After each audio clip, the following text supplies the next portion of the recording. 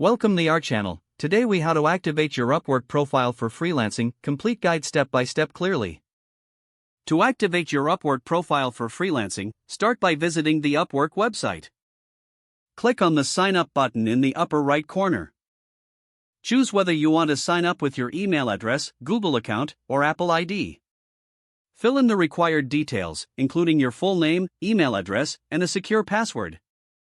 Once you've completed this step, check your email for a confirmation message from Upwork. Click on the link in the email to verify your account. After verification, log into your new Upwork account. Begin by completing your profile setup. Fill in your profile photo, ensuring it is professional and clear. Add a catchy title that summarizes your freelancing expertise. In the overview section, write a compelling description of your skills and experiences. Specify your main skills, as this will help clients find you. Next, set your hourly rate or project-based pricing, based on your market research. Confirm your account identity by providing necessary documentation. Navigate to the Profile Settings section to complete any additional required details. Consider adding a portfolio to showcase your past work and demonstrate your capabilities. Be sure to fill out your employment history and education sections, making your profile more comprehensive. Once your profile is fully completed, submit it for review by Upwork. Wait for the approval, which typically takes a few hours to a few days.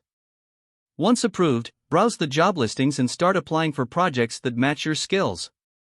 Make sure to tailor your proposals for each job to increase your chances of getting hired. Stay active on the platform, regularly updating your profile and applying for new opportunities. With a complete and approved profile, you're ready to kickstart your freelancing journey on Upwork. If the page does not load, refresh the browser or try again in a private or incognito window. Make sure you are using the correct email address, then retype it carefully to avoid small typos. If your password is not accepted, use the reset option and create a new strong password you can remember. Check your spam folder for verification or security emails, then complete any requested confirmation steps. Enable two-factor authentication if available to improve account security and reduce unauthorized access risk.